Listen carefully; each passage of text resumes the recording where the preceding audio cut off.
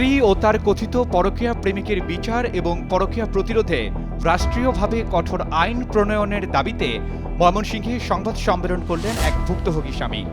এ সময় তিনি স্ত্রীর পরকীয়ার প্রতিবাদ করতে গিয়ে মারধর, হত্যার হুমকি ও চরম নিরাপত্তাহীনতার অভিযোগ তুলে ধরে প্রশাসনের হস্তক্ষেপ ও ন্যায় বিচার কামনা করে।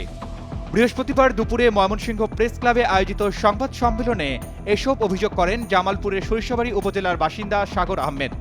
তিনি ময়মনসিংহে একটি বেসরকারি প্রতিষ্ঠানে চাকরি করছেন। সংবাদ সম্মেলনের লিখিত বক্তব্যে সাগর আহমেদ জানান, 2018 সালে পারিবারিকভাবেই পাশের এলাকার মিতু আক্তারের সঙ্গে রেজিস্ট্রি কাবিনের মাধ্যমে তার বিয়ে হয়। তাদের 3 বছর বয়সী একটি ছেলে রয়েছে। বিয়ের পর নিজ অর্থে স্ত্রীকে স্নাতকে পড়াশোনা করিয়েছেন তিনি। তার শাশুড়ি ক্যান্সারে আক্রান্ত হয়। সংসারের প্রয়োজনে স্ত্রীর চাকুরির ব্যবস্থা করেন সাগর। তবে স্ত্রী চাকুরিতে জয়েন করে সহকর্মী রিয়াদ হোসেনের সঙ্গে অবৈধ পরকীয়ায় লিপ্ত হয়। বিষয়টি জানাজানির পর সাগর প্রতিবাদ করলে উল্টো তাকে মারধর এবং হত্যার হুমকি দেওয়া হয়। এছাড়া বিভিন্ন সময়ে তার স্ত্রী তার কাছ থেকে কয়েক লাখ টাকা আত্মসাৎ করেছেন বলেও অভিযোগ করেন তিনি। সাগর বলেন, সমাজে তার মতো অসংখ্য মানুষ পরকীয়াজনিত নির্যাতনের শিকার, কিন্তু তারা সামাজিক সম্মানের ভয়ে মুখ খুলতে পারেন না।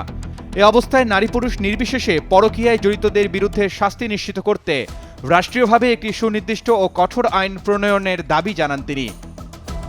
এ ঘটনায় গত 25 ডিসেম্বর ভালুকা থানায় একটি লিখিত অভিযোগ দায়ের করেন ভুক্তভোগী স্বামী সাগর আহমেদ।